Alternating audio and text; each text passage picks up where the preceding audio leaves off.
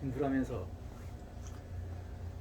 일단은 스님하고 인연이 돼가지고 이런 공부를 하고 있는데요.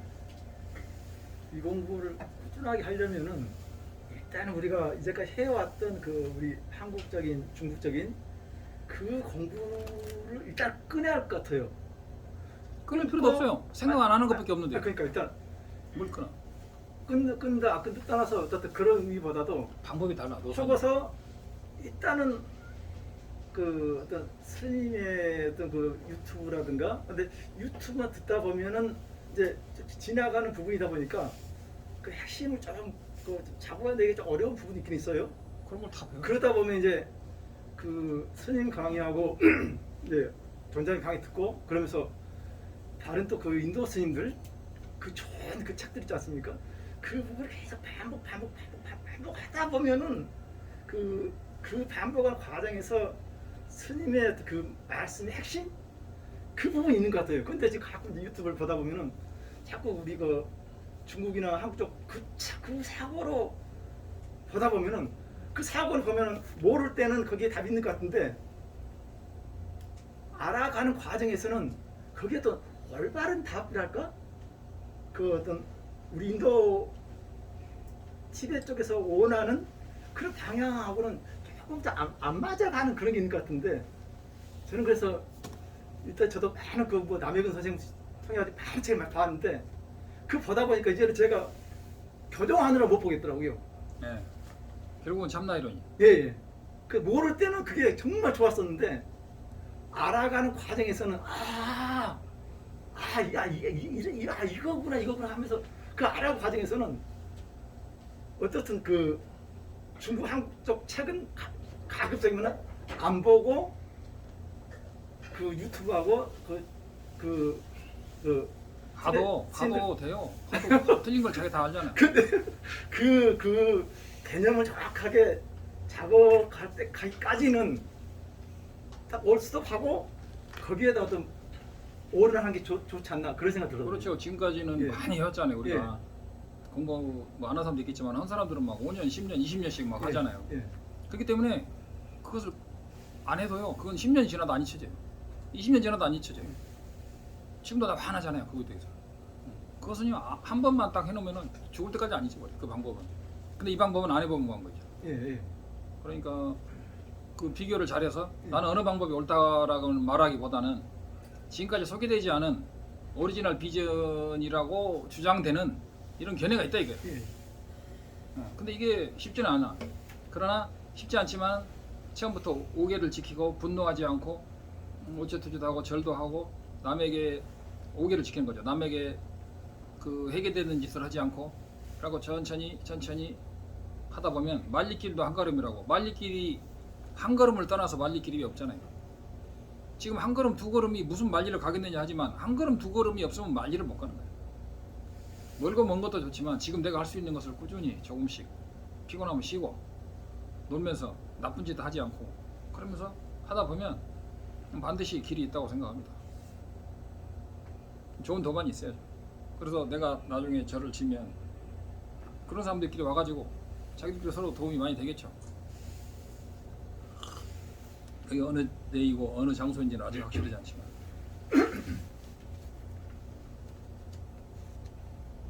또 질문하세요.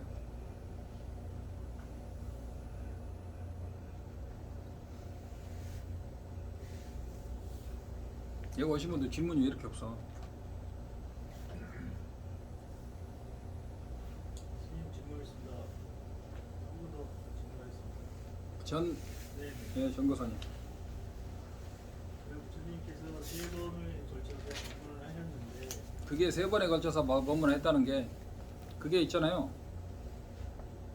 질문이 안 끝났는데요. 아 괜찮아요. 네. 꼭 세 번에 걸쳐서 했다는 말도요. 그것도 방편 중국에서 만든 방편설이에요. 맞다면 맞고 틀리다면 틀린 거죠. 네, 세 번에 걸쳐서 했던- 부처님은 84,000번 법을 설했어요. 그래서 시기적으로 첫 번째 법문, 두 번째 법문, 세 번째 법문이 있어서 그 해석하기 나름 해석을 할 때 중간에서는 둘째 법문이 최고의 가르침이고 이다라고 말하고 있는데 아 그거. 순서적으로는 아, 예. 끝에가 마지막이기 때문에 그게 최고의 가르침이라고 자꾸 알고 있는데 그리고 또 한 가지는 하나씩만 하세요. 그 가르침들이 대기설법으로 각각 다 다른데 그것을 차제적으로 이렇게 반드시 거쳐서 두 번째 법문으로 가야 되는 게 맞는 건지 아니면 각자에 맞는 그 첫 번째 법문, 두 번째 법문, 세 번째 법문에 맞게 그냥 그 자기 얘기를 가는 게 맞는 것인지 궁금합니다. 제가 아까 그랬죠.